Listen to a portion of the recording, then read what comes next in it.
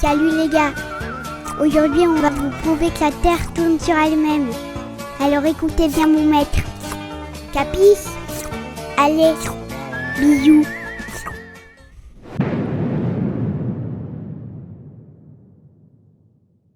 Bonjour mesdames et bonjour messieurs, si je suis ici avec vous à me faire littéralement cramer la tronche par le soleil, c'est pour vous parler d'un type d'astrophoto que je trouve vraiment sympa parce qu'il est facilement réalisable. Pour le faire, pas besoin d'une grosse monture avec suivi, pas besoin d'un gros télescope d'1 mètre pour aller chercher les objets du ciel profond. Nous, ce qu'on veut justement, c'est démontrer ce mouvement. Tout ce qu'il nous faut, c'est un joli paysage avec un ciel bien dégagé, un trépied fixe, un appareil de type réflexe et 2-3 autres trucs dont je vous parlerai un peu plus tard dans la vidéo. Voilà, moi tout ce que j'espère, c'est que cette vidéo vous donnera envie de vous y mettre. Donc aujourd'hui, nous allons mettre en évidence la rotation de notre planète avec la photo circumpolaire. Avant d'attaquer la technique photo pure, j'ai 2-3 choses à vous expliquer. Ce qu'il faut savoir, et ce que vous savez déjà, c'est que notre planète, elle tourne autour du Soleil. Mais elle fait aussi un tour sur elle-même en à peu près 24 heures. Elle a donc un axe de rotation. Dans l'hémisphère nord, on a cette chance, on a une étoile qui est quasiment alignée avec cet axe, donc l'étoile polaire. C'est elle aussi qu'on utilise en astrophoto avec nos montures équatoriales pour s'aligner donc sur cet axe de rotation et faire le suivi des objets. Voilà. Donc là aujourd'hui, nous ce qu'on veut, c'est justement démontrer cette rotation. Un objet circumpolaire ne se couche jamais sous l'horizon du fait de sa proximité avec l'étoile polaire. Mais ça, de toute façon, je vous en parle un peu plus tard. L'étoile polaire se situe plein nord. Elle est l'étoile la plus brillante de la constellation de la Petite Ourse, la Petite Casserole. La meilleure façon de la trouver est de repérer la Grande Ourse, en forme de grande casserole ou de chariot. Il vous suffira de reporter 5 fois la distance entre l'étoile Merak et l'étoile Dubé pour tomber dessus. Tendez votre bras, fermez la main en direction de Merak et Dubé et vous verrez que la distance qui les sépare fait pile poil votre point. Une astuce pratique pour faire ce fameux report jusque l'étoile polaire. Comme je vous le démontre, certaines constellations passent sous l'horizon. C'est dû à notre position sur le globe, rapport à l'axe de rotation. C'est ainsi qu'à l'équateur, il n'existe aucune étoile circumpolaire.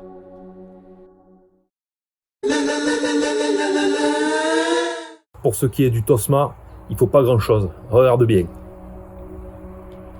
J'ai donc mon appareil photo réflexe, un Canon 1300D, c'est celui aussi que j'utilise pour faire la photo astro sur mon télescope. Un objectif grand angle, donc là c'est le Samyang f2.8 14 mm, qui franchement rapport qualité-prix est super bien.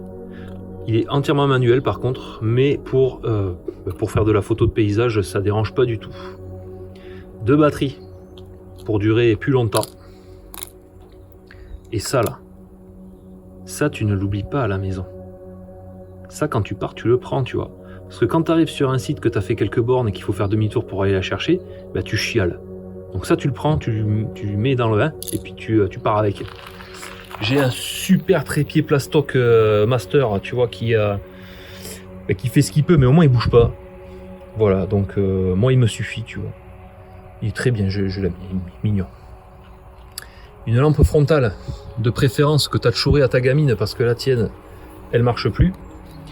Par contre, ce qu'il faut, ce qui est très très bien, c'est avoir la lumière rouge, parce que la lumière rouge est vachement moins captée par ton appareil photo, donc ça fait pas trop de pollution lumineuse quand tu es à proximité avec. Si tu fous une lumière blanche à côté de ton appareil photo qui travaille de nuit, eh bien ça te fout tes photos en l'air. Voilà, donc ça, lumière rouge, c'est très très bien. Merci ma chouchou. Et puis pour finir, cette bébête, l'intervallomètre, qui lui en fait va travailler pour nous. Je vous explique de suite comment ça marche. Voici donc l'intervallomètre. Ce qu'il faut savoir, c'est qu'avec notre appareil photo de type réflexe, il y a le mode bulb. Et ce mode te permet en fait de plus ou moins le piloter avec cette petite chose. Donc l'intervallomètre, il va te permettre, hop, via délai, de retarder le début de ta session. Ça, on s'en fout un peu.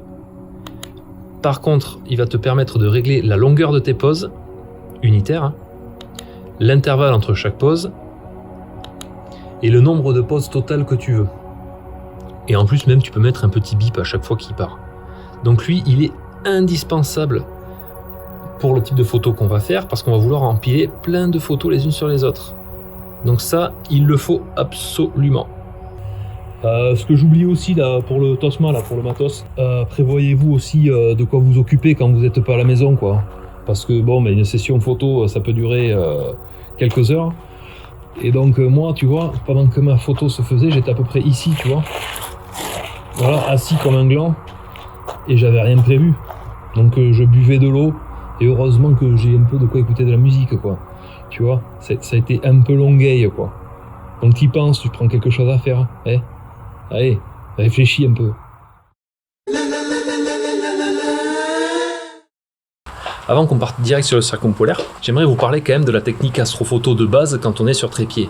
Vu qu'il y a un mouvement du ciel, quand on veut avoir des étoiles ponctuelles, on ne doit pas dépasser un certain temps d'exposition. Il y a une règle pour ça avec les appareils photo, ça s'appelle la règle des 500. C'est 500 divisé par la focale qu'on utilise est égal au temps d'exposition en secondes, avant qu'on ait des étoiles qui partent en grains. Cette technique des 500 est applicable sur les appareils photo plein format. Sur les appareils photo APS-C, vu qu'il y a un coefficient... Comment ça s'appelle déjà ? Comment ça s'appelle ? Je me rappelle plus. Ah oui, le coefficient multiplicateur. Sur les APS-C, il y a un effet de zoom qui est dû à la taille du capteur qui est plus petite. Donc c'est 500 divisé par la focale, multiplié par le coefficient multiplicateur. Pour mon Canon, c'est 1,6. Ça, c'est une info que je suis allé toper sur Internet. Est égal au temps d'exposition en secondes. Voilà, si vous en voulez plus, allez voir sur Internet, il y a des tableaux et tout ça avec les rapports qui pourront vous aider. Donc là, nous, en fait, clairement, on s'en fout complètement de ça, vu que nous, on va avoir un filet d'étoiles. Voilà, c'est juste pour vous expliquer. Hein. Allez, on y va. Donc, passons à la technique. On va faire plusieurs photos pendant un temps donné, par exemple pendant 1 heure ou 2. Pendant ce temps-là, l'appareil photo donc ne bougera pas, le premier plan sera toujours fixe. Par contre, dans le ciel, il va se passer des choses. Nos étoiles, elles vont tourner autour de l'axe du pôle céleste. Et c'est ça que nous, on veut mettre en avant. Donc après la session, on empilera toutes ces photos afin de faire des traînées d'étoiles. Avant d'attaquer votre session photo circumpolaire, il va falloir vous assurer de plusieurs choses. Premièrement, qu'il n'y ait pas de lune ou très peu. La lumière de la lune vous dérangera s'il y en a trop. Elle vous pourrira le fond de ciel. Deuxièmement, évitez la pollution lumineuse. Impossible de faire votre photo circumpolaire sous un lampadaire. Ce sera foutu, le ciel sera tout blanc. Et troisièmement, bien sûr, assurez-vous que le paysage sur lequel vous voulez faire votre photo a quand même un ciel bien dégagé et surtout est plein nord, parce que notre étoile polaire, elle est plein nord. Donc on y va.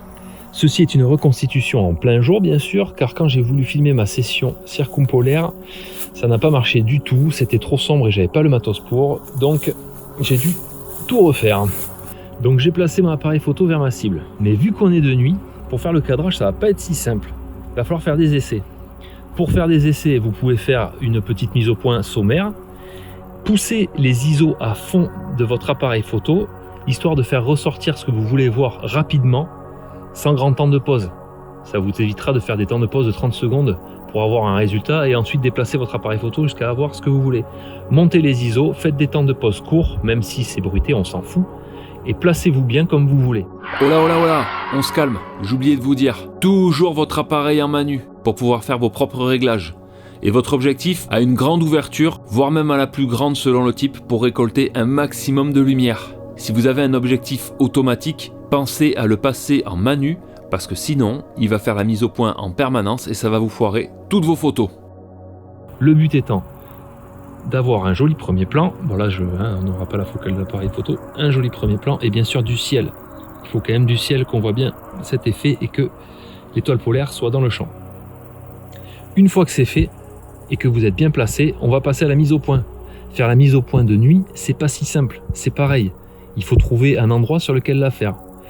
Les étoiles, quand on est à 24 mm de focale, franchement, c'est pas facile. Donc il y a une technique qui est plutôt simple et cool, c'est avec la lampe frontale. On va la mettre relativement loin de nous et on va l'utiliser pour faire notre mise au point. Je vous montre ça de suite. Donc imaginons que vous êtes de nuit. Là, comme vous pouvez remarquer, j'ai mis ma lampe à une bonne dizaine de mètres et j'ai mis mon appareil photo en mode live view. Il s'est éteint, mais on va le rallumer, la bobine. Voilà. Donc ça va juste en fait consister à zoomer au mode maximum. Et à rendre votre petite loupiote bien nette. Voilà, ça m'a l'air d'être à peu près correct. Afin de faire votre mise au point. Voilà, quand votre mise au point est faite sur votre lumière qui est quand même relativement loin, vous aurez la mise au point pour votre photo. C'est un peu plus simple et ça marche très très bien. Une fois la mise au point faite, on va faire nos réglages. Pour ça, je vais vous remettre l'appareil à plat. Alors ça, vous le faites pas à vous. Hein. Une fois qu'il est en place, il est en place. Hein. C'est juste pour vous montrer plus facilement. Et on va régler nos paramètres. Donc pour les réglages, n'oublions pas que nous sommes de nuit. Il va falloir quand même être assez haut en ISO. Je me souviens qu'il y avait un peu de lune ce soir-là. Donc je m'étais mis à 400 ISO. Bien sûr, mettez le mode bulb pour que l'intervallomètre prenne le relais. Et surtout, j'y pense, si vous avez un objectif avec mise au point automatique, attention, on passe en manuel. Surtout en manuel, parce que sinon la mise au point va toujours bouger. Voilà, et là on va voir notre intervallomètre qui est là, que j'ai pré-réglé avec 30 secondes de longueur pour chaque photo, 2 secondes d'intervalle entre chaque photo, et j'ai mis le nombre de photos à fond. Une fois que tout ça est prêt, si j'ai ma lumière frontale allumée, je l'éteins, plus de lumière, et je lance mon timer. Et c'est parti, ma session photo commence. Donc une fois la session photo terminée, il est temps de remballer tout le matos et d'aller à la maison sur le PC avec un logiciel afin d'empiler toutes les photos, histoire de mettre à jour cette rotation d'étoiles qu'on veut tant regarder.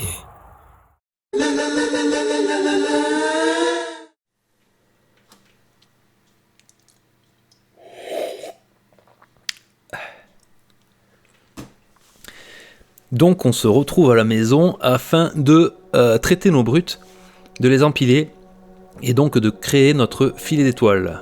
Pour ça nous allons nous retrouver on my computer, my laptop, et je vais vous présenter le logiciel avec lequel nous allons travailler, qui est entièrement gratuit, qui s'appelle Secator. Alors pourquoi je prends Secator? Parce que il travaille directement avec les fichiers RAW. Donc tu prends tes fichiers RAW, tu les glisses dedans et il se débrouille avec. Parce qu'il y a aussi StarMax qui est en dessous, qui est très bien, aussi qui est très simple d'utilisation et qui lui aussi est gratos. Mais pour l'instant, en fait, il ne travaille pas encore avec les fichiers RAW. Sur la prochaine version, ça va se faire. Mais là, voilà, c'est au maximum TIFF. Et c'est vrai que moi, je suis un peu feignasse, donc j'ai trouvé que Secator est pas mal. Et puis Secator aussi me permet aussi des fois de faire un peu de voie lactée et tout. Donc voilà, pour l'instant, je suis là-dessus. Donc on va l'ouvrir. Voilà, faut pas être rebuté par l'aspect du truc, hein, c'est très simple, mais par contre c'est super efficace. Donc, quand j'ouvre le bousin là, j'ai Star Image, base image. Donc Star Image, ça va être toutes nos images d'étoiles qu'on va lui balancer, qu'on va lui mettre dessus.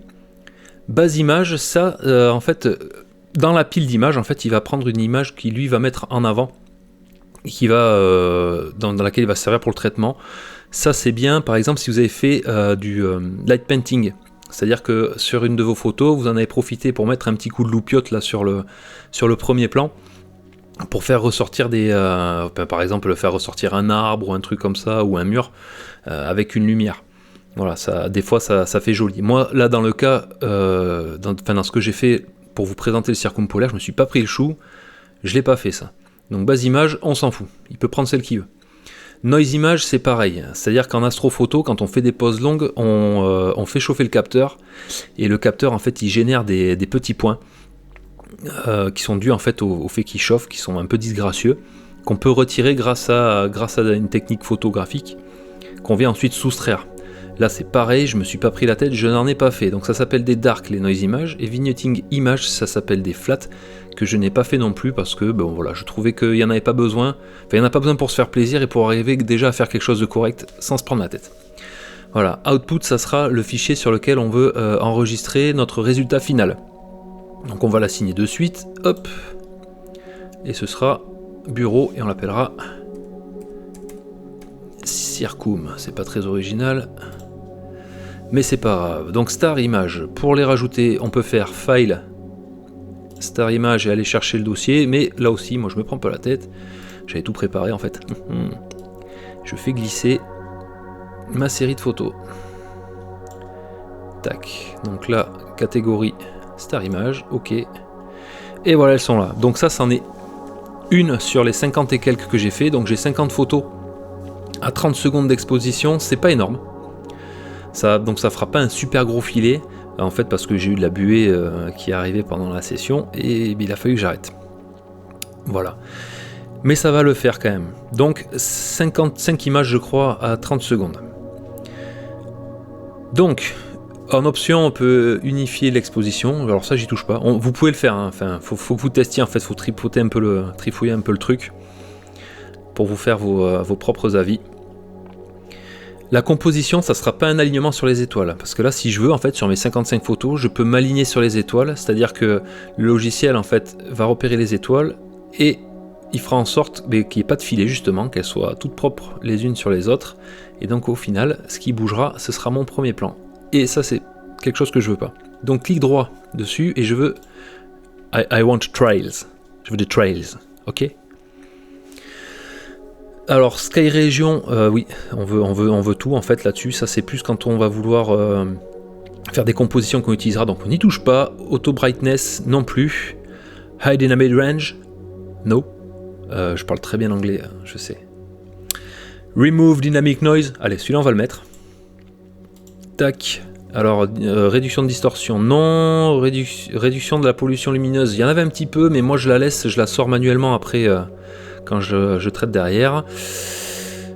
Non, ça non plus. Je vais pas toucher à la luminosité des étoiles. Ça non plus. Timelapse non plus. Et ça non plus. Donc là, c'est fait.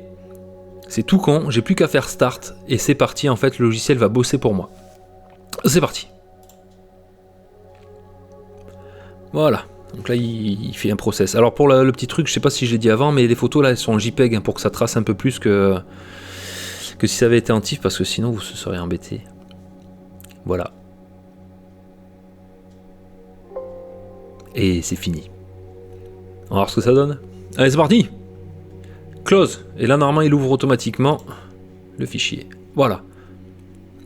Déjà, c'est pas mal, non? Sympathique, quoi. Donc, on a un joli filet d'étoiles. Voilà, qui est assez court. Je le concède. Mais bon, c'est... Voilà. Moi, je la trouve jolie, cette petite photo. Donc là, moi, en fait, avec le logiciel, j'en ferai pas plus. Le reste, en fait, je vais le faire ou sous Lightroom, pour faire ressortir un peu l'avant-plan, etc., ou sous Camera Raw. Voilà. Le logiciel, je le pousse pas trop sur ce genre de choses, parce que justement, des fois, quand on fait des... Ah, mais ça bug, génial, c'est joli. Quand on fait des... voilà, de auto-brightness ou ce genre de truc, ou quand on fait une réduction des fois de la pollution lumineuse, ça fait des trucs un peu dégueulasses. Voilà. Donc pour ceux qui sont motivés et qui le feront, ben, je vous laisse trifouiller un peu le logiciel pour vous rendre compte par vous-même. Alors je vais vous montrer un truc vite fait. Tac. Je vais dans photo, hop. C'est là. Voilà, donc ça c'est une autre session que j'ai faite, que je vous présenterai aussi. Hein. Là, comme vous pouvez le voir, l'alignement sur l'étoile polaire, il est flag. Il y a ma belle casserole, là, ma grande ours.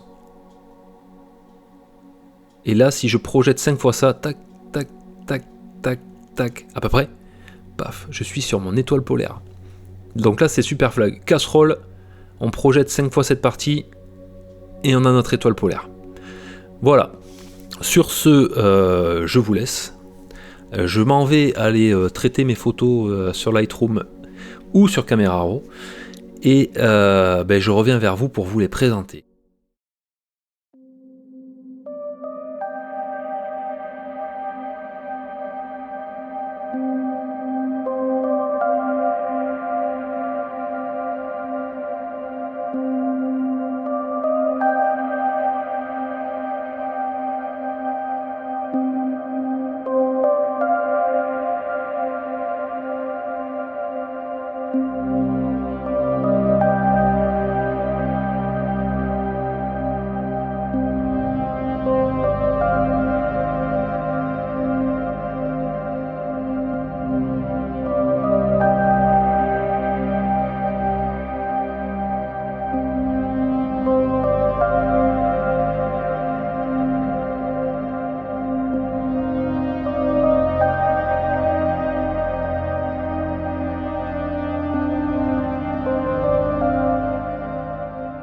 Cette vidéo touche à sa fin.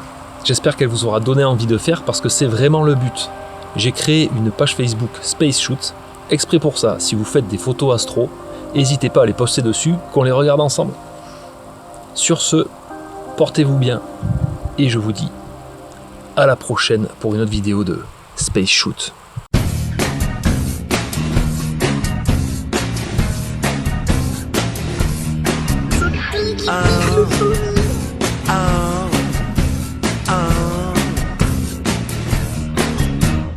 Five little monsters were riding through space. The spaceship broke and they fell into space. They gotta get out, but they don't know how. So they're waiting and waiting in a creepy, creepy house. The whole human race is already pretty loony, but the ones who live in this house are gonna go boony. Monsters live on TV, never in the zoo. Hang around with us and you will be a monster too. La la la la la la la.